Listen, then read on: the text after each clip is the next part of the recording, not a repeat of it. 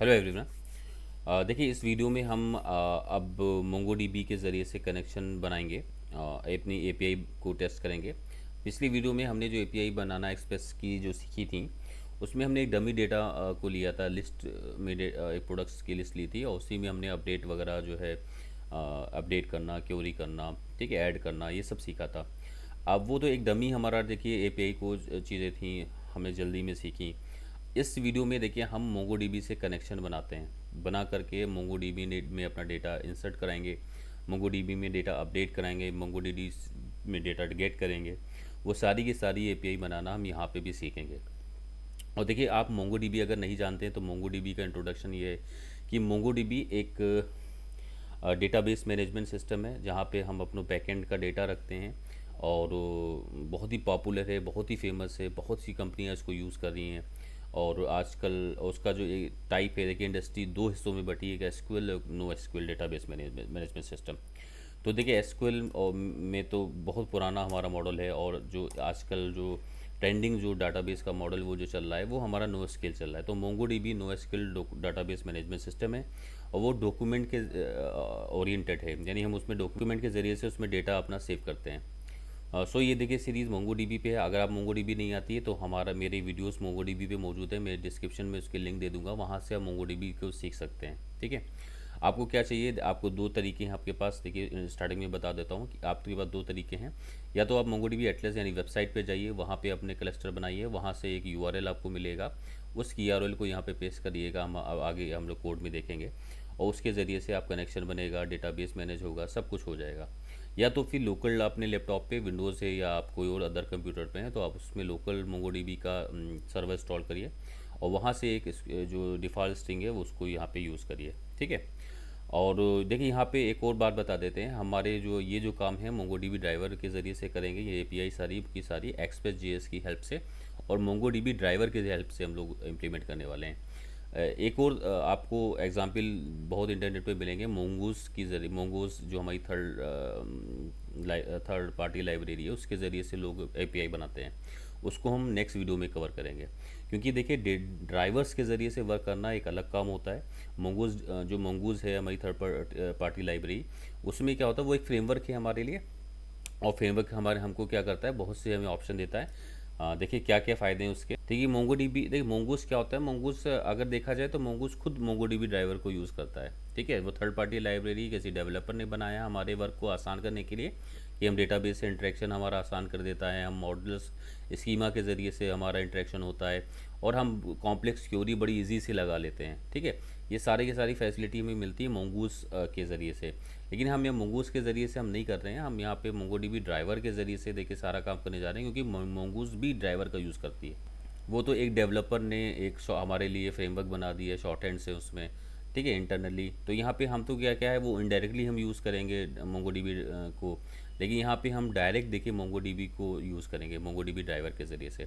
तो ड्राइवर्स क्या होते हैं, देखिए सारी प्रोग्रामिंग लैंग्वेज में जो ड्राइवर्स देते हैं, हर जो डाटाबेस मैनेजमेंट सिस्टम है, चाहे एसक्यूएल हो चाहे नो एसक्यूएल हो, चाहे जितने भी डेटाबेस के कंपनीज हों, प्रोवाइडर हों, वो सारे के सारे ड्राइवर्स प्रोवाइड करती हैं, क्योंकि वो उनका सॉफ्टवेयर है, उससे हम लोग कैसे इंटरेक्ट कर सकते हैं उसके लिए वो ड्राइवर्स देते हैं, यानी हर लैंग्वेज के लिए वो ड्राइवर्स प्रोवाइड करते हैं। तो आप मोंगोडीबी ने भी सारी लैंग्वेजेस के लिए, पीएचपी के लिए, जावा के लिए, नोड जेएस के लिए ड्राइवर्स दिए हैं। तो यहाँ पे देखिए हम एनपीएम के जरिए से मोंगो डीबी का ड्राइवर इंस्टॉल करेंगे, तो जाहिर सी बात है एनपीएम के ज़रिए से करें तो एनपीएम तो नोड जेएस का ही ड्राइवर उठा के लाएगा मोंगो डीबी की वेबसाइट से। सो चलिए देर नहीं करते हैं, जल्दी से स्टार्ट करते हैं। देखिए हम स्टार्ट करते हैं। सबसे पहले तो हम लोग क्या है, हमने एक फ़ोल्डर बना लिया मोंगो डीबी का। फिर देखिए हमने यहाँ index.js नाम की एक फ़ाइल बनाई है और यहाँ पे हम प्रोजेक्ट में अपने आ जाते हैं। तो हमारा जो प्रोजेक्ट है देखिए यहाँ पे क्या है, cd, और हमारा क्या है प्रोजेक्ट का नाम, मोंगोडीबी। ओके, तो सबसे पहले देखिए हमें एक्सप्रेस चाहिए, क्योंकि हम एक्सप्रेस की हमारा वीडियोस है और एक्सप्रेस जेएस के ज़रिए से हम अपनी एपीआईज बनाना सीख रहे हैं। पिछली वीडियो में हम एचटीटीपी मॉड्यूल के ज़रिए से कवर कर चुके हैं ऑलरेडी, कोर मॉड्यूल के ज़रिए से एपीआई सीख चुके हैं। यहाँ पे हम क्या है एक्सप्रेस जेएस से एपीआई बना यहाँ पे देखिए हम एक्सप्रेस जेएस से एपीआई बना रहे हैं। पिछली वीडियो में हम एक्सप्रेस.जेएस ऑलरेडी पढ़ चुके हैं, लेकिन एक डमी डेटा पे हमने काम किया था। यहाँ पे रियल डेटा पे हम काम करने जा रहे हैं। मोंगोडीबी में अपना डेटाबेस सेव बनाएंगे हम, और उसी में अपने डॉक्यूमेंट सेव करेंगे। देखिए हम यहाँ पे स्टार्ट करते हैं। सबसे पहले तो हमें एक्सप्रेस.जेएस की रिक्वायरमेंट है, तो हम एक्सप्रेस को इंस्टॉल कर लेते हैं। तो हम ये क्या यूज़ करेंगे, देखिए npm i express।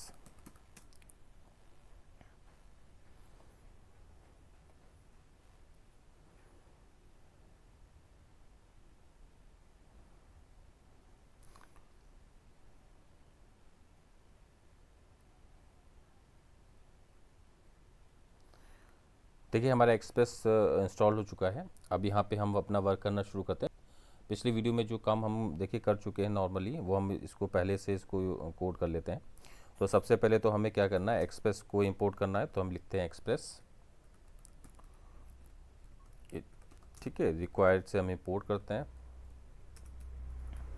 और ये क्या है हमारा एक्सप्रेस। ओके, देखिए एक्सप्रेस हमने क्योंकि इंपोर्ट कर चुके थे तो ऑलरेडी तो यहाँ दिखा भी रहा है। और अब क्या करते हैं, हम अपना जो है यहाँ पे एक्सप्रेस पे हम ऐप, एक अपना ऐप बना लेते हैं, ठीक है। और यहाँ पे यूज़ करते हैं एक्सप्रेस, ठीक है। पिछली वीडियो में हम इन सब के बारे में ऑलरेडी डिस्कस कर चुके हैं। सो अब देखिए ऐप में हमको सारे वो चीज़ें वहाँ से जो वहाँ एक्सपोर्ट की जा रही हैं वो हम सबको यहाँ पे मिल गई हैं ऐप में। अब ऐप में हम उनको यूज़ कर सकते हैं ऐप वेरी ऑब्जेक्ट के ज़रिए से। तो यहाँ पे हम लिखते हैं, सबसे पहले तो हम कनेक्शन देखिए कैसे बनाते हैं। तो लिखते हैं app dot listen,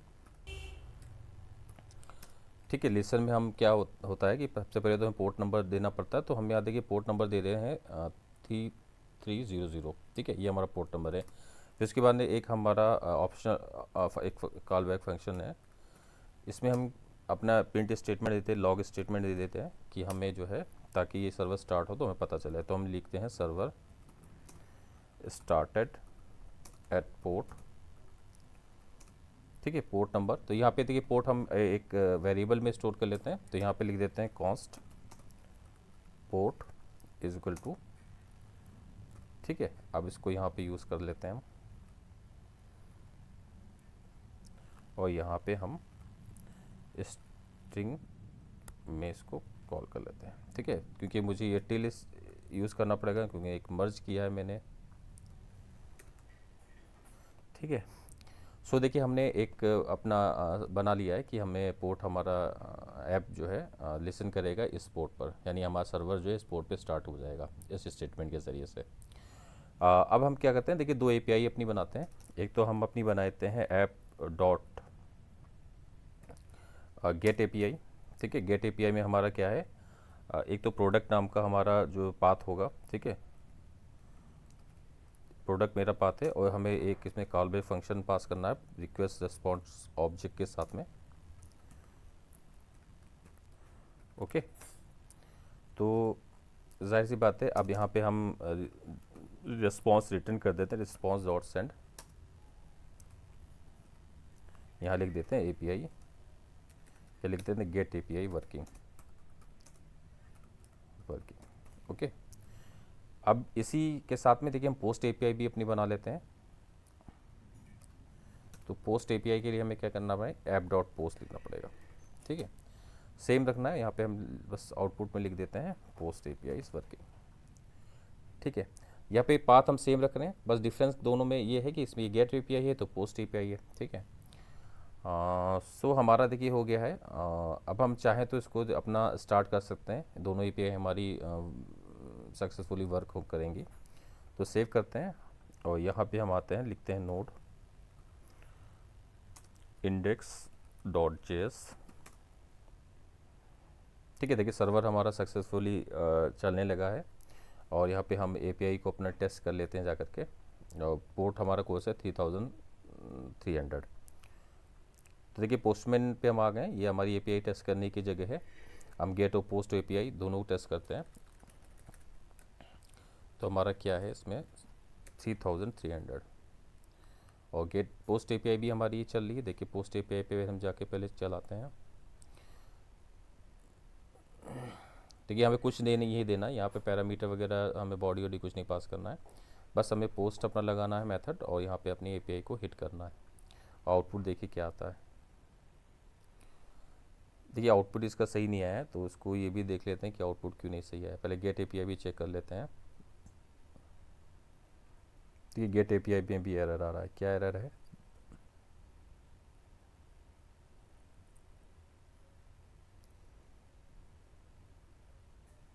oh sorry, हमने यहाँ पे रूट नाम का कुछ बनाया ही नहीं है, क्योंकि हमने प्रोडक्ट बनाया है, इसलिए यही एरर आ रहा है।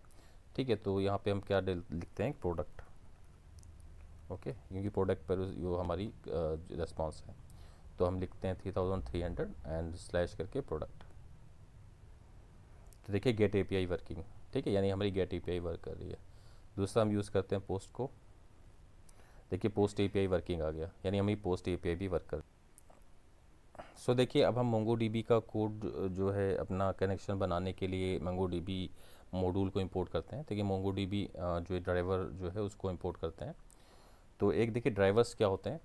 ड्राइवर्स हमें कोड प्रोवाइड करते हैं कि हम अपना कनेक्शंस मोंगोडीबी से बनाए। मोंगोडीबी ड्राइवर हम इंस्टॉल करने जा रहे हैं। अब मोंगोडीबी की जब ऑफिशियल वेबसाइट पे जाएंगे तो वहाँ पे डिफरेंट लैंग्वेजेस के लिए डिफरेंट ड्राइवर्स पाएंगे।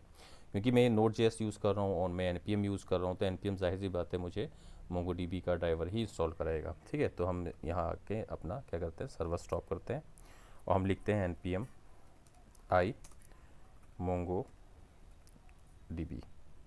ठीक है, मोंगोडीबी लिखेंगे तो हमारे पे मोंगोडीबी इंस्टॉल हो जाएगा। ठीक है, ये हमको हेल्प करेगा, सारे कोड्स प्रोवाइड करेगा, सारे फंक्शंस प्रोवाइड करेगा, जिसके ज़रिए से हम मोंगोडीबी से कनेक्शन बनाएंगे और मोंगोडीबी पे अपनी क्यूरी वगैरह हम अपनी चलाएंगे। ठीक है, सक्सेसफुली इंस्टॉल हो चुका है। और अब हम क्या करते हैं, यहाँ पे मोंगोडीबी को इंस्टॉल करते हैं। तो हम लिखते हैं कॉस्ट और यहाँ पे क्या करते हैं, एक्सट्रैक्ट करते हैं हम अपना मोंगोडीबी। यहाँ पे लिखते हैं मोंगो क्लाइंट। ठीक है, ये एक्सपोर्ट हो रहा है वहाँ से, तो हमने इसको इंपोर्ट उसी नाम से हमने ले लिया, इंपोर्ट कर लिया। अब यह क्या करते हैं, यहाँ पे रिक्वायर लिखते हैं, रिक्वायर, और यहाँ पे क्या लिखते हैं, मोंगोडीबी। ठीक है, मोंगोडीबी देखिए अपने आप आ गया है नहीं। तो अब हम इसको इसके ज़रिए से इसको यूज़ करेंगे मोंगोडीबी को, तो अपना कनेक्शन बनाने के लिए।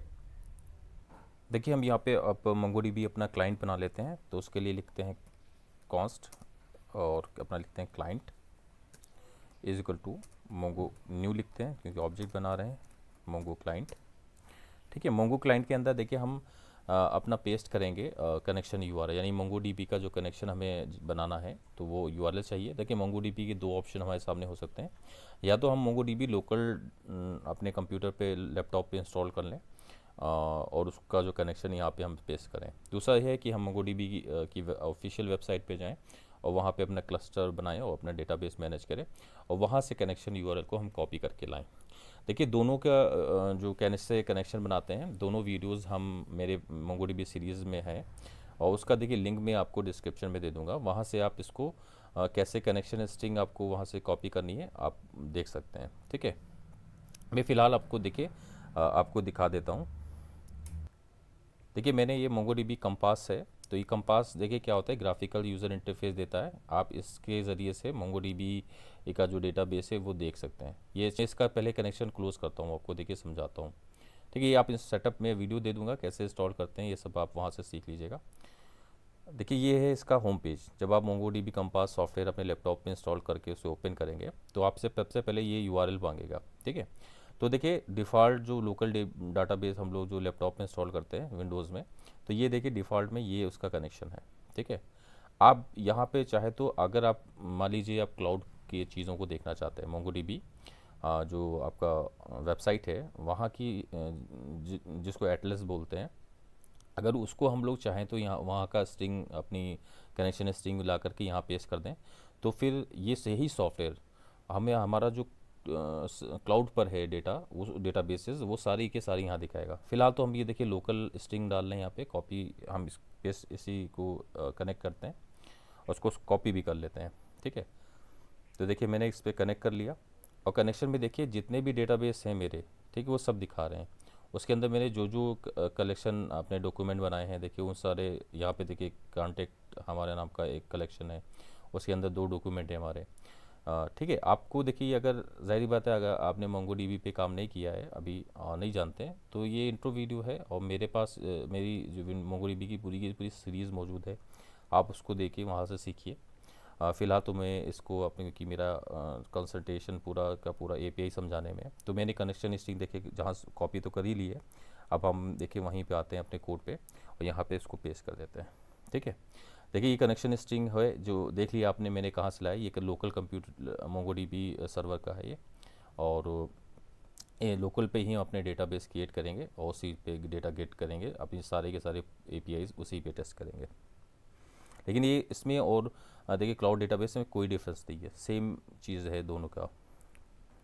देखिए अब हम क्या करते हैं, हम अपना देख क्लाइंट को कनेक्ट करने के लिए आप कोड लिखते हैं। तो सबसे पहले तो हम एक अपना सर्वर स्टार्ट करने का फंक्शन बनाते हैं, स्टार्ट सर्वर। ठीक है, और हम यहाँ पे इसमें क्या डालते हैं, एक एसिंग फंक्शन डालते हैं।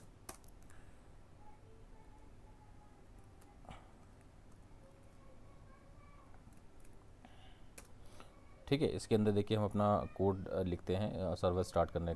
देखिए सबसे पहले तो हम ट्राई कैच ब्लॉक बना लेते हैं, ताकि हमको अगर कोई एरर वगैरह आए तो हमारा एरर भी हम हैंडल कर सकें।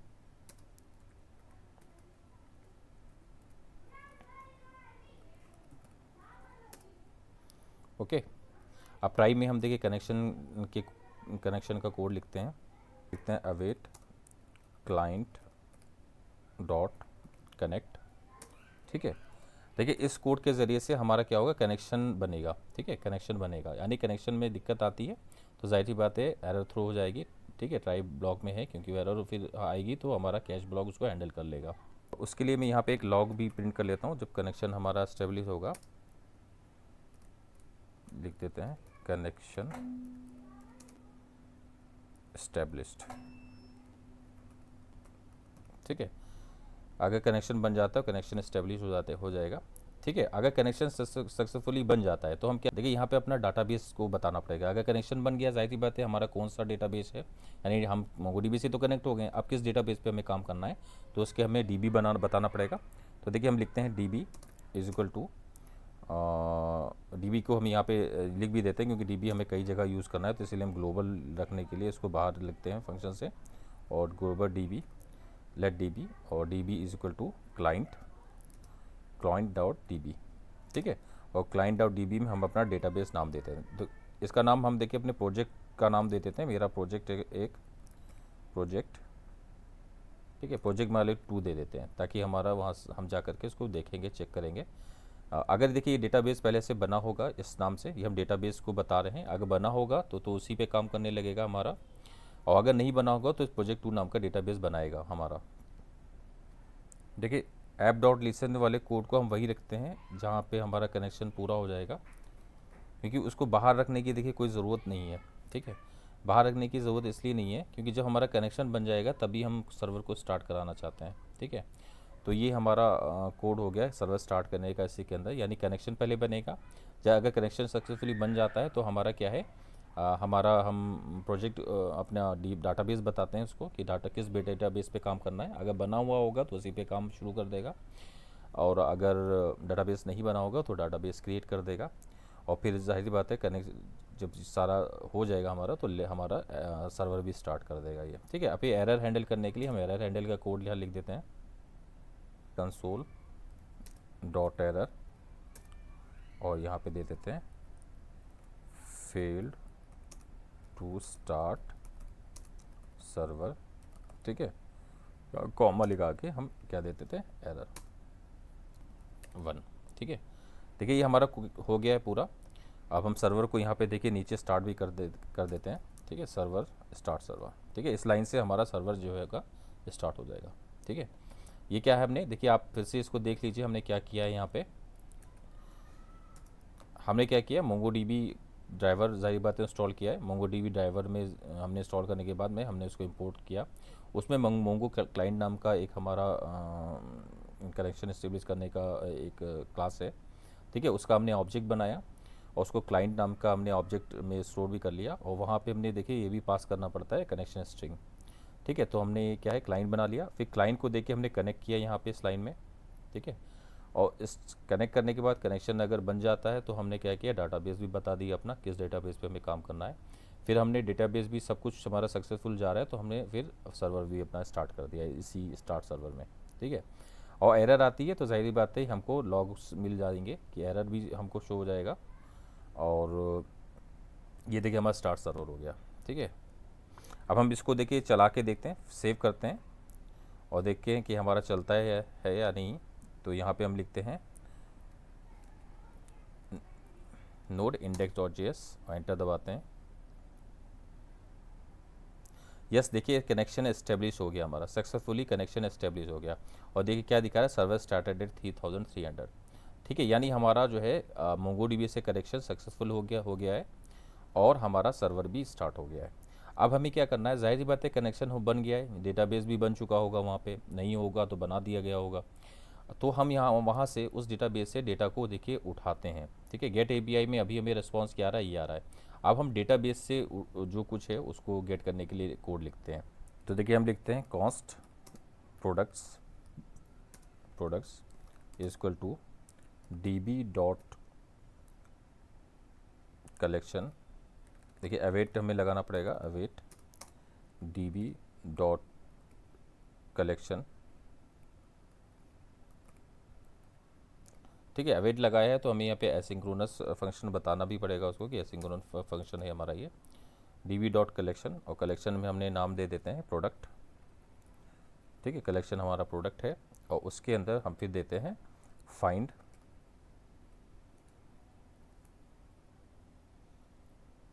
देखिए यहाँ पे हम देते हैं टू एरे। ठीक है, यहाँ पे प्रोडक्ट्स कर देते हैं। ठीक है, यहाँ पे हम यानी हमारा जो डाटाबेस है उस डाटाबेस में एक कलेक्शन ढूंढेगा, इतना ये कोड कनेक्शन ढूंढेगा और कनेक्शन प्रोडक्ट्स कलेक्शन ढूंढेगा। और प्रोडक्ट कलेक्शन के बाद में क्या करेगा, और उसमें फाइंड क्वेरी लगाएगा कि वहाँ से जो कुछ है उसको उठाएगा और उसको एरे में कन्वर्ट कर देगा और उसको प्रोडक्ट टेबल में डाल देगा। ठीक है, तो जाहिर सी बात है हम रेस्पॉन्स डॉट सेंड यहाँ पे अपना कर भी सकते हैं प्रोडक्ट्स को। ओके, और इसको जाहिर बात है ये एरर भी फेंक सकता है, हमारा दे सकता है। तो इसको हम क्या करते हैं, ट्राई कैश ब्लॉक में डाल देते हैं, ट्राई ब्लॉक। ठीक है, उसमें कैश ब्लॉक भी अपना लिख देते हैं। ठीक है, और यहाँ पे हमारा मान लीजिए कोई एरर आता है, उस एरर को हम हैंडल करते हैं। तो ट्राई में अपना ये जो डेटा कोड है इसको पेस्ट करते हैं और अगर एरर आता है तो हम लॉग्स में प्रिंट करा लेते हैं एरर।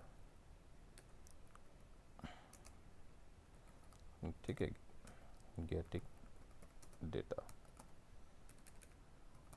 ठीक है, और यहाँ पे हम लिख देते हैं अपना एरर। ठीक है, तो इसको देखिए फिर से हम गेट एपीआई है हमारा और ये कोड हमारा देखिए पूरा हो गया है। इसको चला के देखते हैं और फिर से रीस्टार्ट करते हैं सर्वर को, नोड index.js। और फिर से अपनी पोस्टमैन में जाते हैं, पोस्टमैन में गेट एपीआई चलाते हैं क्योंकि हमने गेट एपीआई में कोड दिया है। तो हमारा क्या है, प्रोडक्ट नाम का हमारा कलेक्शन है, यूआरएल है, और यहाँ पे सेंड करते हैं। देखिए लिस्ट आ गई, यानी हमारा कोड सक्सेसफुल चला है। यानी वहाँ पे एम्प्टी लिस्ट जब होता है तो देखिए एम्प्टी लिस्ट में ये हम रिटर्न होता है, तो यानी लिस्ट वहाँ पे कुछ है ही नहीं। तो यानी ये हमारा कोड सक्सेसफुली चल गया, गेट एपीआई हमारी सक्सेसफुली चल गई है। अब देखिए हम पोस्ट एपीआई भी बनाते हैं। यहाँ पे पोस्ट एपीआई में हम एक डेटा ऐड करेंगे, करते हैं पोस्ट एपीआई में भी हम सेम कोड को कॉपी पेस्ट कर लेते हैं और इसमें बस अपना चेंजेस कर देते हैं, लिख देते हैं यहाँ पे पोस्ट। ओके, और पोस्ट के बाद में हमारा प्रोडक्ट्स है और यहाँ पे हम क्या करते हैं, ऐड करने का अपना कोड चेंज कर देते हैं। तो सबसे पहली बात तो मेरा बॉडी से देखिए कुछ डेटा आएगा। ठीक है, बॉडी से डेटा भेजेंगे हम वहाँ से। तो उस डेटा को हम पहले स्टोर कर लेते हैं। डेटा को कैसे स्टोर करते, लिखते हैं कॉस्ट। ठीक है, क्या क्या वहाँ से भेजेंगे, नेम भेजेंगे, प्राइस भेजेंगे। ओके, और मान लीजिए हम सिर्फ दो ही चीज़ें भेज रहे हैं बॉडी से। ठीक है, नेम एंड प्राइस। और यहाँ पे हम क्या करते हैं, रिक्वेस्ट डॉट बॉडी से अपना उसको ले लेते हैं, रिक्वेस्ट डॉट बॉडी।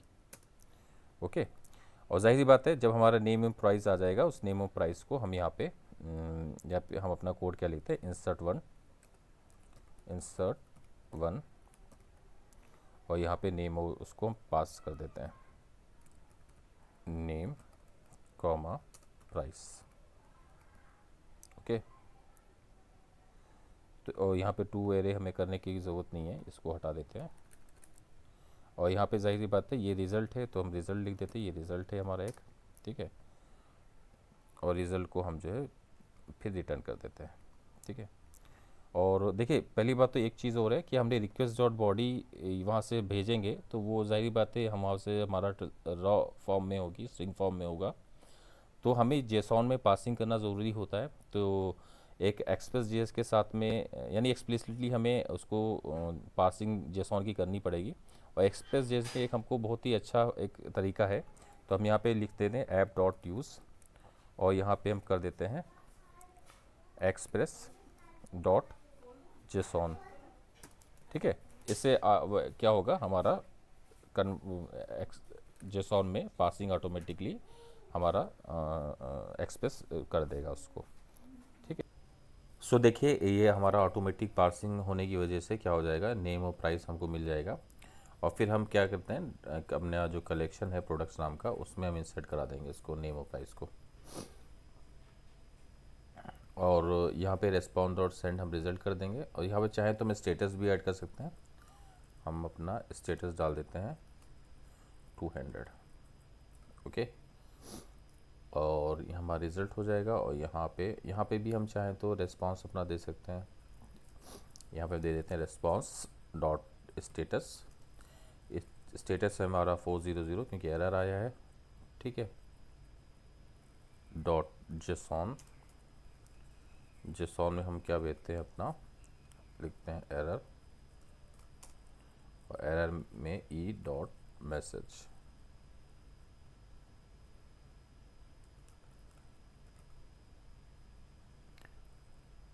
यहाँ भी हम अपना जेसॉन चाहे तो रिटर्न कर देते हैं। सो देखिए ये हमारा हो गया। अब फिर से हम सर्वर इसको सेव करते हैं, सर्वर को रिस्टार्ट करते हैं। सक्सेसफुली देखिए रिस्टार्ट हो गया है। अब हम यहाँ पे पोस्टमैन पे जा कर के देखिए हमारा जो सर्वर 3000 पे रन हो रहा है उस पर हम प्रोडक्ट्स में जा कर के पोस्ट अपनी एपीआई यूज़ करते हैं। और यहाँ पे देखिए बॉडी में रॉ में जा कर के मैं अपना एक प्रोडक्ट पास करता हूँ, क्योंकि मैंने वहाँ पे बॉडी में क्या क्या रिसीव किया है, नेम और प्राइस। तो यहाँ पे मैं सेंड भी करता हूँ नेम और प्राइस को। सो इसको यूज़ करते हैं, सेंड करते हैं, एपीआई टेस्ट करते हैं। देखिए ये कितना आसानी से देखिए सक्सेसफुली हमारा हो गया है। वहाँ से हमें मोंगो डीबी की तरफ से एक्नॉलेजमेंट आ गया है ट्रू, और मोंगो डीबी में जो हमारा एक डेटा यानी डॉक्यूमेंट जो इंसर्ट हुआ है देखिए उसकी आईडी आ गई है, ठीक है। यानी ये हमारा एक डॉक्यूमेंट ऐड हो गया है, क्योंकि मोंगो डीबी में जो हमारा एक रिकॉर्ड होता है उसको एक डॉक्यूमेंट बोला जाता है। तो ये ऑलरेडी हम अपने मोंगो डीबी सीरीज़ में डिस्कस कर चुके हैं। और देखिए कितना आसानी से हमारा ये इंसर्ट हो गया है, ठीक है। अब देखिए हम अपनी गेट एपीआई भी चला लेते हैं।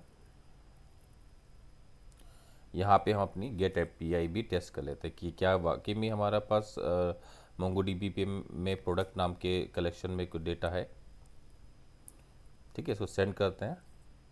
यस देखिए जो हमने डेटा ऐड किया था वो देखिए यहाँ पे दिखा भी रहा है। तो हम फिर से जा कर के ऐड प्रोडक्ट वाली एपीआई को हम अपना फिर से एक नया प्रोडक्ट दे देते हैं। इसको देते हैं कोई शर्ट या तो इसको पैंट दे देते हैं। ये हमारा दूसरा प्रोडक्ट जो है वो है पैंट, ठीक है। और इसका प्राइस है 1200, ओके। फिर से हम सेंड करते हैं।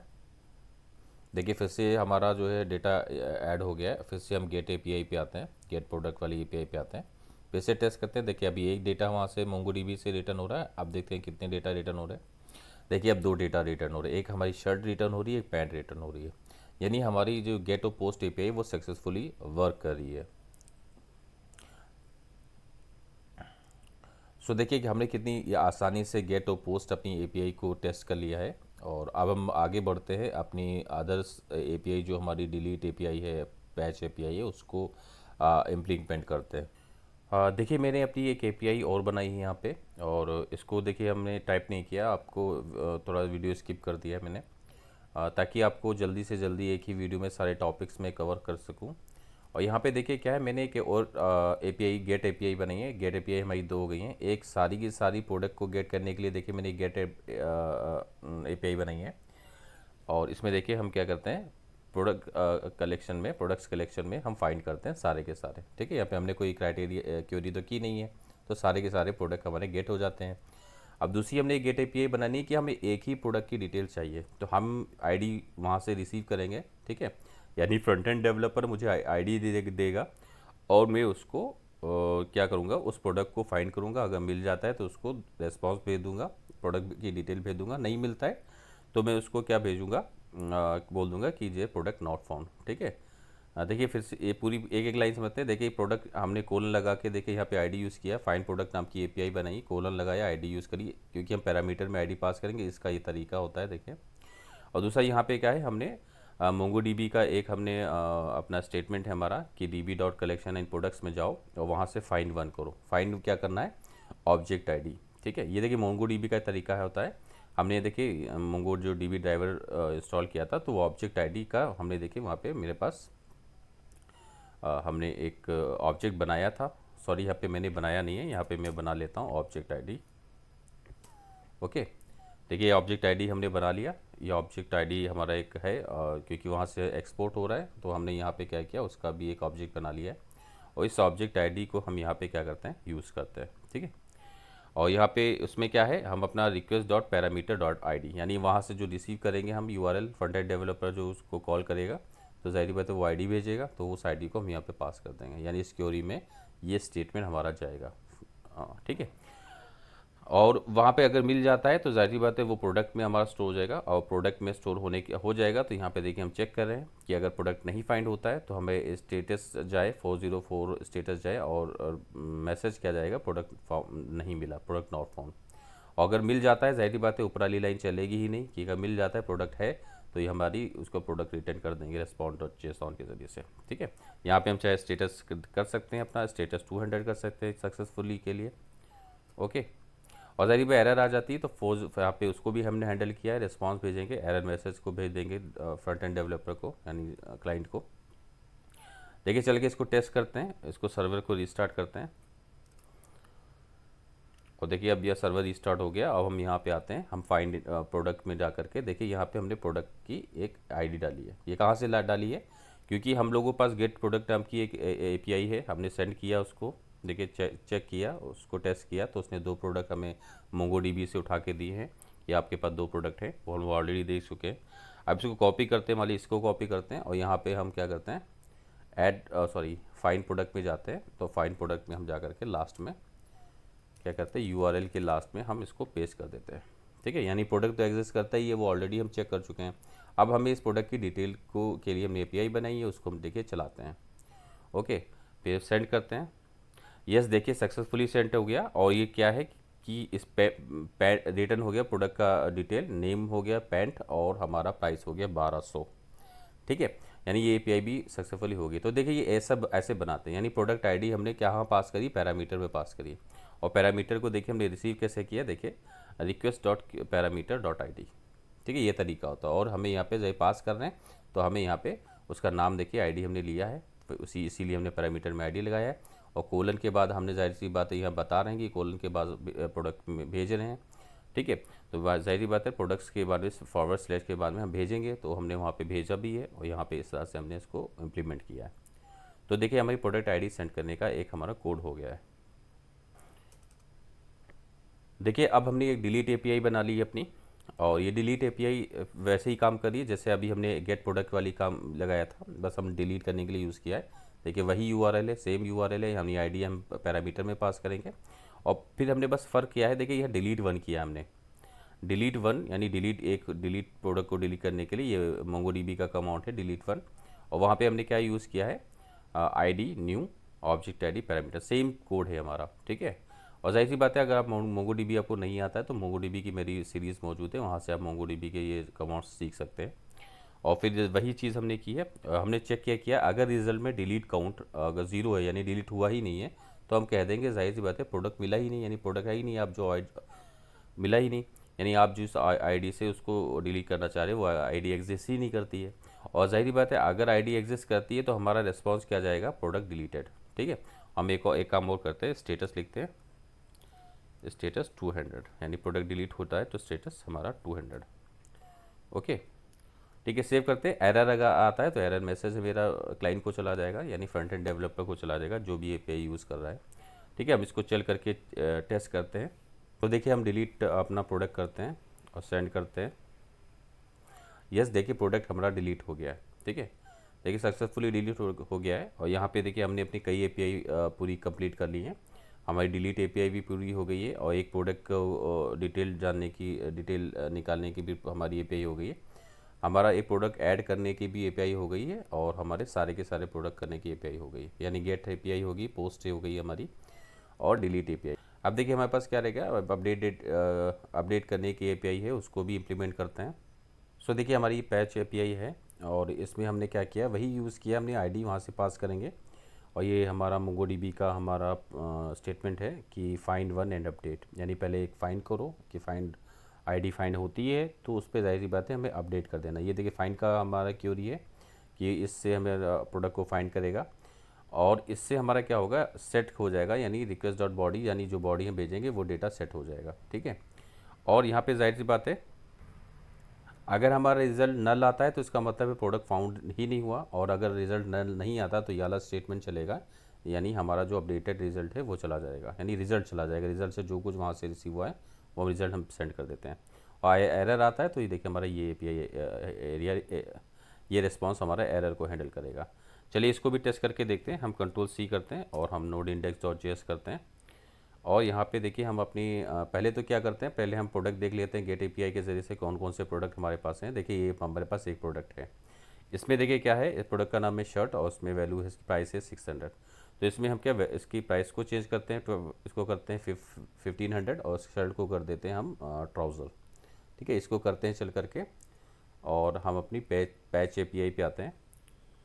देखिए पैच एपीआई है और हम इसमें प्रोडक्ट आईडी जो है, इस प्रोडक्ट आईडी को पेस्ट करते हैं और ये हमारी पैच एपीआई का देखिए कोड है। और इसमें हम क्या पास करते हैं, शर्ट की जगह हम पास करते हैं ट्राउज़र और प्राइस हम क्या करते थे 1500। ओके, तो ये करने के बाद हम देखिए सेंड करते हैं, सक्सेसफुली हिट हो गई है। देखिए हमारे रिज़ल्ट भी हमारे पास सामने आ गया है, यानी हमारा देखिए ऑब्जेक्ट जो अपडेटेड डेटा है वो देखिए हमारे सामने आ गया है। वैसे हम गेट एपीआई को देखिए टेस्ट कर लेते हैं ताकि हमको पता चल जाए कि डेटा अपडेट हुआ या नहीं हुआ है। यस देखिए डेटा अपडेट हो गया, यहाँ पे ट्राउजर्स आ गया है और हमारे पास हमारे प्राइस जो है 1500 हो गया है। सो देखिए हमने सारी एपीआई कवर कर ली है। होप आपने ये बहुत अच्छे से समझ लिया होगा। ये देखिए हमने क्या किया है, अभी आपके पास पिछली वीडियोस में हमने जो एपीआई सीखी थी वो बगैर किसी डेटाबेस के थे, यानी हमारा वो प्रोजेक्ट एक सीखने के लिए था। और यहाँ पे हमने मोंगोडीबी रियल लाइफ हमारा प्रोजेक्ट है, यहाँ पे हमने मोंगोडीबी को यूज़ किया है। देखिए मोंगोडीबी फिर से हम रिपीट कर देते हैं। मोंगोडीबी की सीरीज़ हमारी मौजूद है, वहाँ से आप मोंगोडीबी सीख सकते हैं। मोंगोडीबी को यूज़ करने के आपके पास दो ऑप्शन है। आप लैपटॉप पे मोंगोडीबी सर्वर इंस्टॉल करिए और वहाँ पे अपना डेटा जो आप बनाना, डेटाबेस बनाना, कलेक्शन बनाना और अपने ऑब्जेक्ट्स, अपने डॉक्यूमेंट्स बनाना सीखिए। और दूसरा ऑप्शन ये है कि आप मोंगोडीबी की वेबसाइट पे एटलस पे जा सकते हैं, वहाँ पे जाकर के अपना क्लस्टर बनाइए और डेटाबेस मैनेज करिए। ठीक है, और ये यूआरएल आपको या तो एटलस से मिल जाएगा और लोकल अगर आप मोंगोडीबी सर्वर इंस्टॉल करते हैं तो देखिए ये जो मैंने यूआरएल यूज़ किया है यही यूआरएल आपके डिफ़ॉल्ट में आपको भी मिलेगा। यहाँ पे क्या किया है देखिए, हमने यहाँ पे एक थर्ड लाइब्रेरी है मोंगूस। हमने यहाँ पे मोंगूस का यूज़ बिल्कुल नहीं किया है।